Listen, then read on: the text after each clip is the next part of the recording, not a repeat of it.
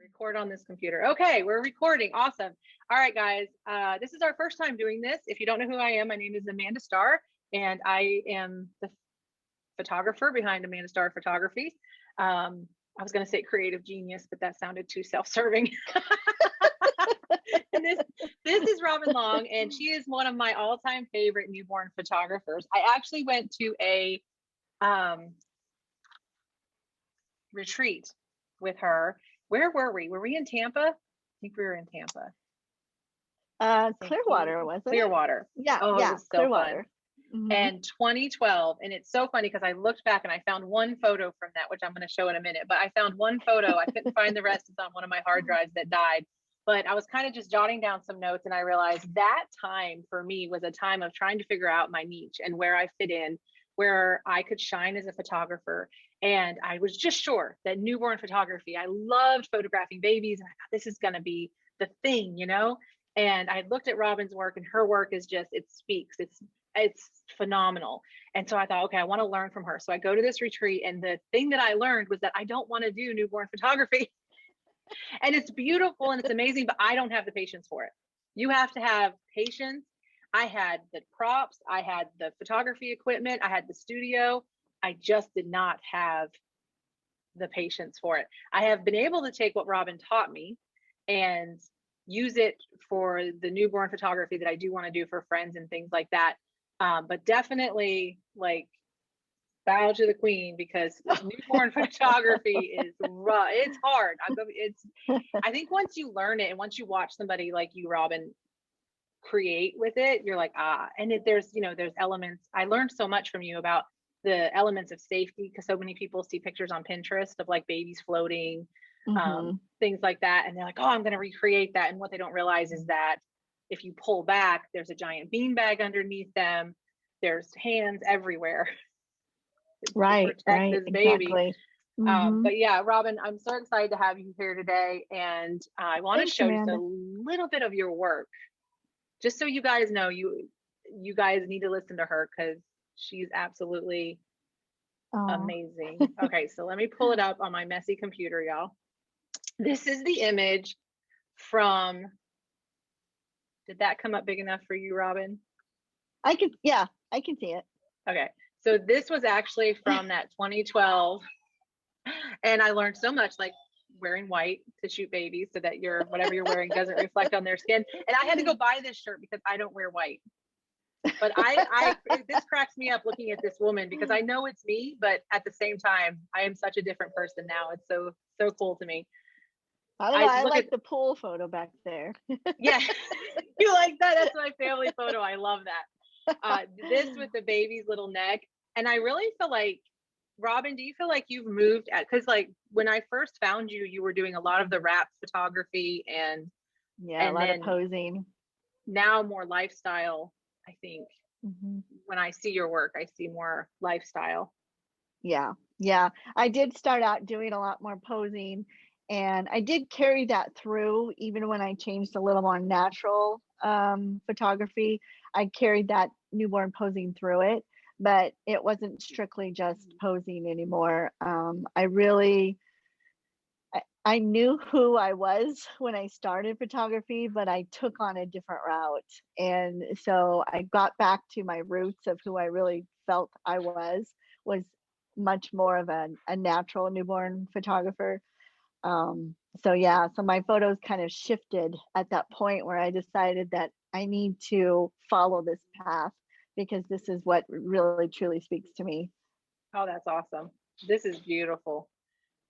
And then this one is so sweet. Oh my goodness. Oh, it's perfect. I think it's just the perspective too. It's like looking at newborns at a different perspective, instead of really just getting them to do what we want them to do. Yes. How would you lay your baby, and what's something natural that babies do? And I know newborns don't naturally put their arms up above, but a lot of times when you lay them, I know back when I had my children, we laid newborns on their tummy to sleep. They tell you nowadays not to do that. But a lot of times when they stretch and they move, they do get their arms up there by their head. So I just placed her on the pillow, and I wanted a different perspective, so I went from behind, and so that's how I captured that one. Oh, it's beautiful. When I see this as a mom, I see my baby laying. Like it's like a bird's eye Mhm. view. You're looking on and you can really see. Yeah. Ah, I totally picture them all wrapped up in the womb. They're like, why am I out here? Mhm. Oh, Ah, the beautiful. light. Yeah, exactly. And it cracks me up that babies will naturally lay like this. Like all you have to do is like put your hand on their bum and their head, and they just kind of like, They do. like, They just kind of curl up, they're used to that womb like position, and that's what I strive to capture, is just really portraying them outside of the womb like they were in the womb. And those are the images that really just speak that so emotion to me, yes. that I just am so passionate about, is just really seeing them as they would look inside the womb. And the beauty of life, because so many times people just don't realize that how you see them right after birth is how they were a week ago in the womb. Hmm. Same Yeah. baby. This one cracks me up. I think every mom can relate to this image. And I think that's what I love about it, because it speaks mom life. It's like, Yes. what's motherhood like? It's not all just, butterflies and rainbows. We've always got babies crawling on top of us, feet in our face, and kicking and moving. And it really portrays a mom sleeping with her baby, and kind of this is how it ended up. And So somehow you've you've captured in this photo that craziness, and that, yet, and it drives you nuts, but at the same time you have this peace because you're doing what you love. yeah, Like you're yeah, it's okay. it's okay. Oh, I love that. Look at the little And I hair. really I love just it. kind of, yeah, just made a well inside the bean bag. I wanted it to kind of, scoop down a little bit more Yeah. than usual, just portraying once again that womb-like position of the baby stretching, kicking their feet, because you know how they always kick you inside. And Yes. Oh, look at the little feet and the little hands. it I was like the little totally, wrinkle. I know, and it was totally uh, unscripted when she crossed her little legs just like that. And it was just totally unscripted. She did that herself. I wonder if in utero, if she sat like that with her little ankles I crossed. bet. Oh, I totally bet, because, she just naturally did that. So she must have just been doing that in the womb. And it was just, it captured that just split moment where she did that. And I just like, oh my gosh, I can't believe she just did that. so That was what, before awesome. we start with your 5 tips, what is your lens? Like what's your go-to lens for photographing newborns? Well, when I first started out, I started using 50 millimeter 1.4, and I'm a Nikon shooter. So that was my go-to lens for many, many years. I used that a long time. And then I would say probably 5 years ago, 6 years ago, I switched to the Sigma 35 art Mm. um, lens, and I really love that. I mean, either one works, but I love the creaminess of the art lens.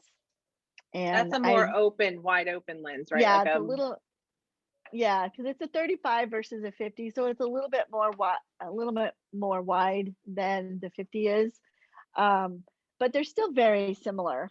But I just really love. I thought I'm gonna try this lens, so I rented it and tried it out first before I bought it to make sure. Which is always a good thing to do if if you can, is to rent a lens for a week and try it out first before you spend those hundreds of thousands of dollars into investing in. But so now that's what I use when I'm photographing babies, like the 6 month, and they're sitting, or 1 year. I'm doing cake smashes. Um, a lot of times I will use my 135, and it's really an outdoor lens, but you've got to have a lot of room to move away to use yeah. a 135.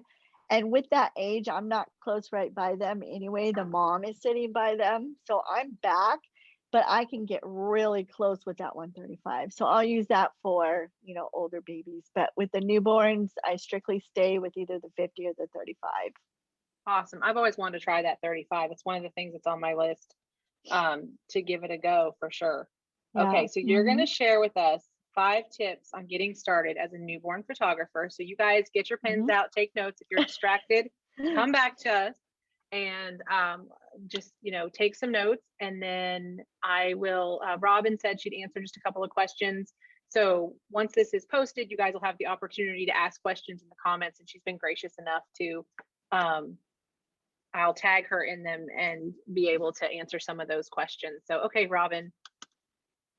Okay, so I would say, and I've said this for many years, the very first number one thing so these are 5 tips on getting started as a newborn photographer and things that you should do before you start photographing, before you open your doors.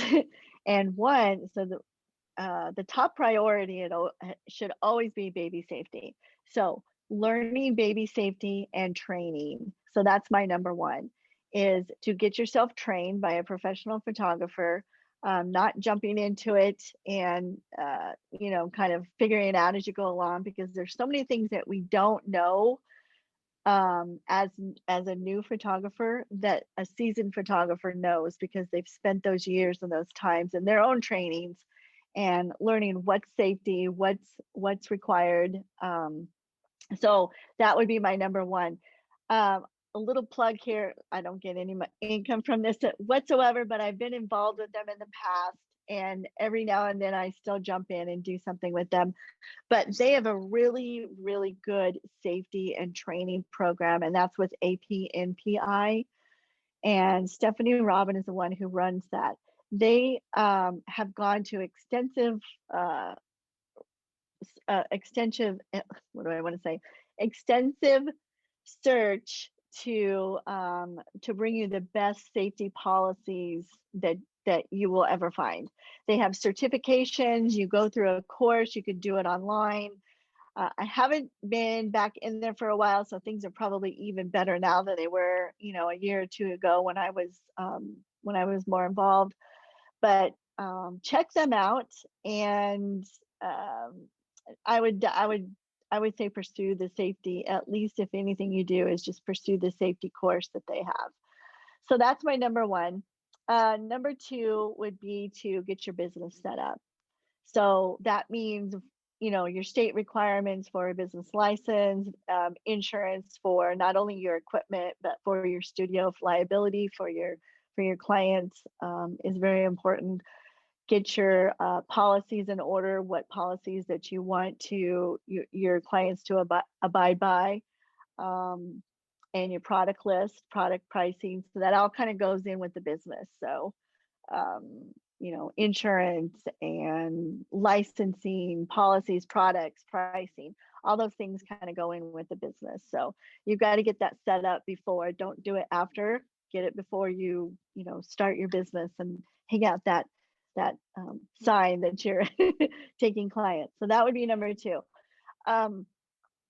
Number three is decide on your style. I know this is going to evolve. I know it may even change at some point, because it certainly did for me.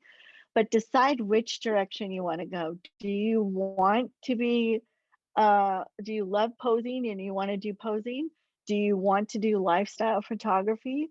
What is it that you have in your passions and abilities that can set you apart from somebody else?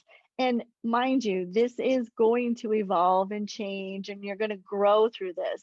But if you have pretty much a basic understanding of who you are and yourself and what you like, that's the direction you need to head. Just head that direction, and it's going to take you on the path and the journey that you will eventually find out more about yourself. But when I first started out, I thought that I was going to be this posing photographer and putting babies in buckets and doing all these things. And that's where I started. I thought that's who I was. But on the inside, I really knew that I wasn't. But I didn't follow that. I followed what I thought was, this was where everybody was going, and this is where I wanted to be a part of the crowd. And you were excelling. And I did. And I don't regret that, honestly, because I think it's good that you learn posing as well, because you can incorporate it even if you are a lifestyle photographer, but you also learn more about safety that way too. So I think that is good to learn that, but it doesn't mean that you just have to be in that direction only. So kind of evaluate yourself, evaluate your style, what you like, and it really portrays a lot of really your normal, like take a look around in your surrounding in your home or something. What's your style? What do you lean more towards? Do you like a lot of color? Do you like things very simple? Do you like neutral colors? So that will kind of help you figure out who you are. Because I know a lot of times people will say, I don't really know what my style is. Like, what is my style? I get that.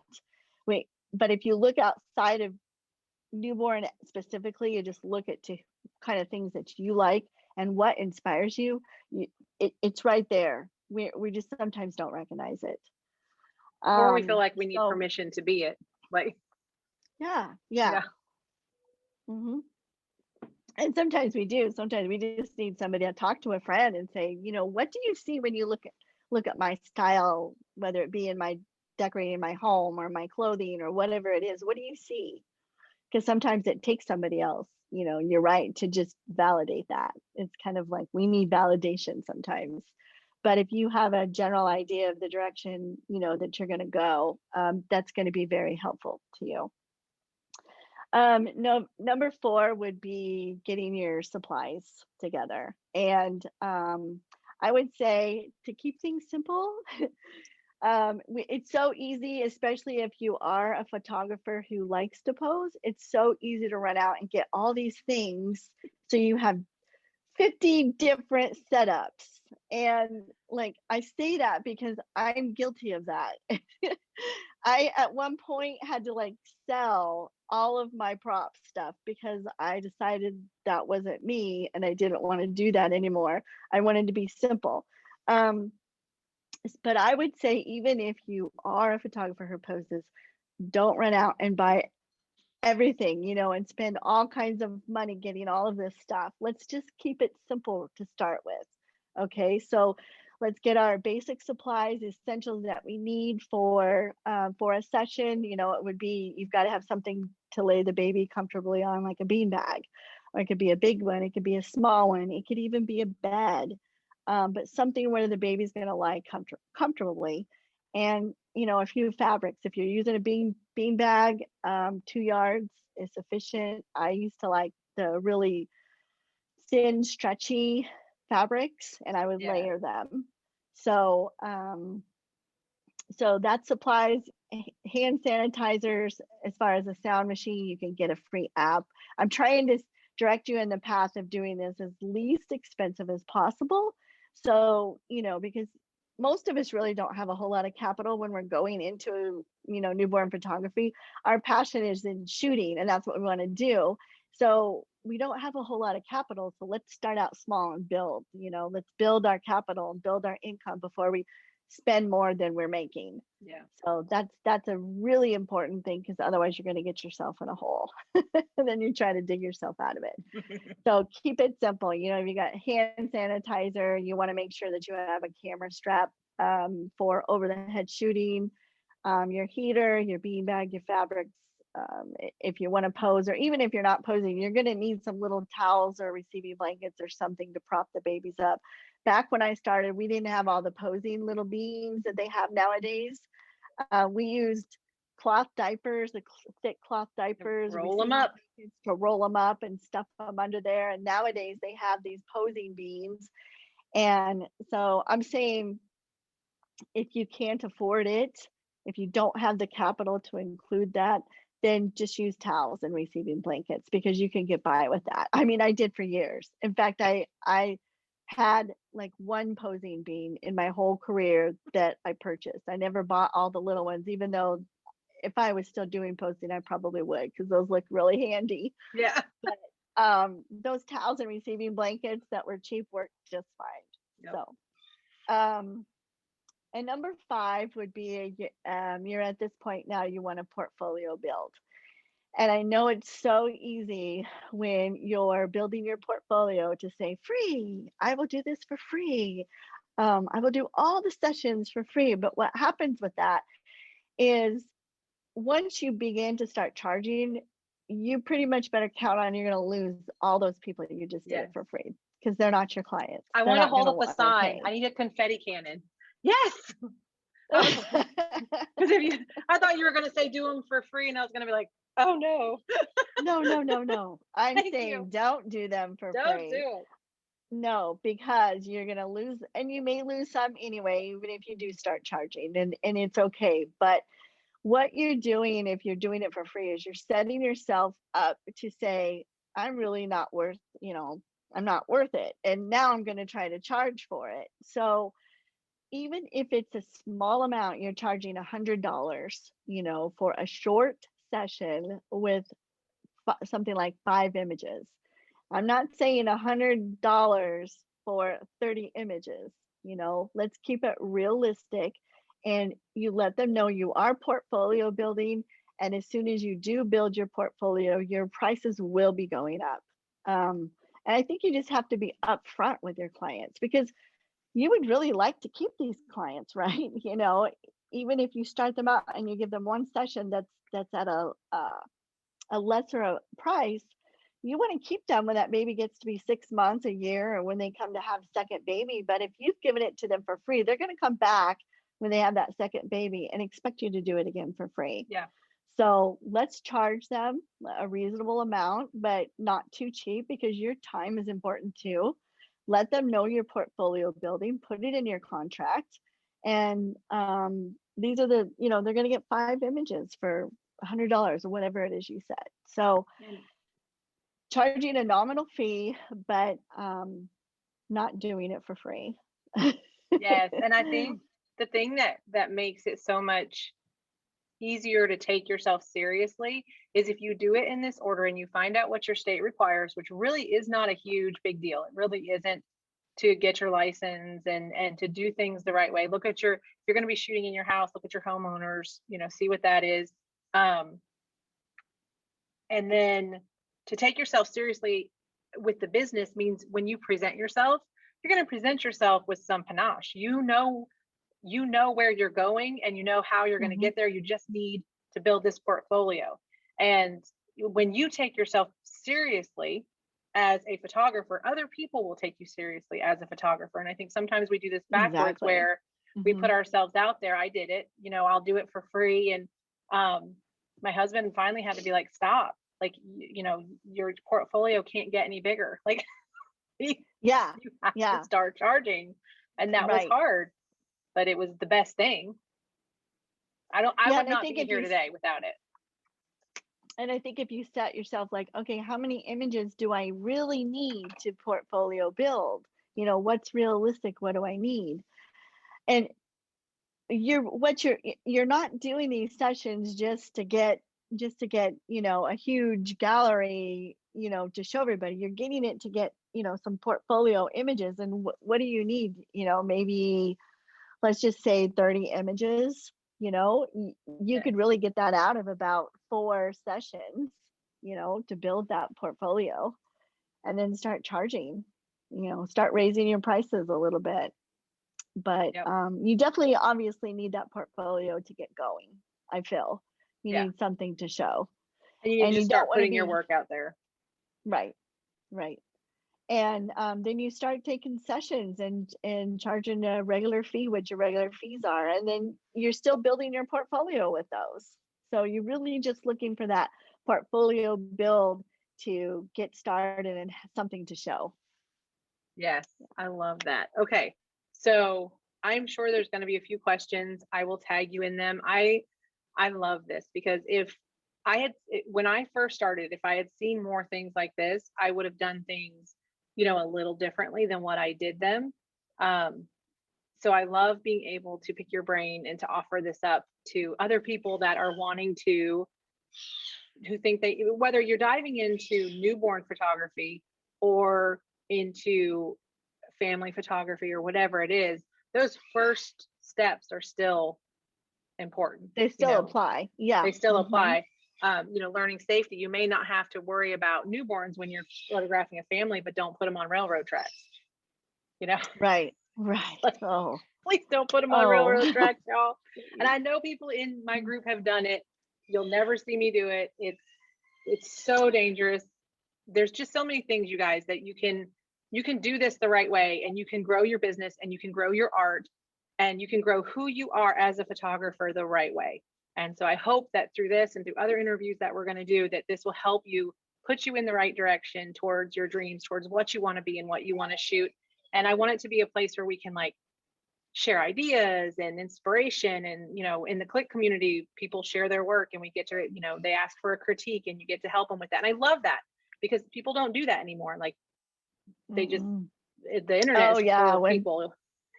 Well, and when I first started, there wasn't much out there to get help. You had to be learning together with, with you had to learn together as a group, that first started out. We had to learn together and then grow from there. And I But feel like now newborn there's was a secret. Newborn was like this secret. How do you do that? Yes, it was. And so many just didn't want to share. They Uh-uh. did not want to share what their secrets were. Yeah. I'm excited. Robin and I talked earlier about my course, and I'm excited about my course because I feel like if I could take my 10 years that it took me to say I'm a professional photographer, and to really own who I was as a photographer, to save somebody all that time, to condense what I know into a 4-week course for them, to me, that's just like a gift I get to hand somebody. Like, it's worth its weight in gold. You and I know Yeah, that, because we went through yeah. those years of like scouring the internet and getting the books and asking the questions and having people say no, figure it out yourself. I literally, I think I made a post the other day that who wasn't cheerleading, what was it, an encourager or something, it should be an Olympic sport, and I'm going for the gold medal. Like, I want to encourage people, and I want to be that voice in the back of their head that says, you can do this. Pick that camera up, Hmm. see things the way you see them, learn to shoot in manual, make it happen, and pursue who you want to be as a photographer. It's doable. It's there. It's right in front of you. All you got to do is put the time in. That's the biggest thing. Time. Hmm. You've got to practice Yeah. what you want to do and be. Practice, practice, practice. Yeah, practice. There were many times, even in my practicing mode, that I would just get frustrated, and I'm just like, that's it, I'm not doing this anymore. I can't do it. But when I started, I actually started with high key photography. I started with 3 lights, and I was actually doing children, modeling, and with I mean, nothing like delving right in, Yes, right into, 3 light high key studio. And I then, did that. eventually, yeah, you did that too. I was like, oh, let's just jump right in. But yeah, I mean, I love studio light too, but I just went to simple. Yeah. It had to be natural light with me, and more natural newborns, and that's just the direction that I chose to go. Well, it's absolutely gorgeous. Thank you for taking your time Thanks, and Amanda. sharing your beautiful creations and what you do, and just sharing with people how to do it is just, I love people like you that are willing to, just a minute, baby. If y'all don't know, I have 7 kids.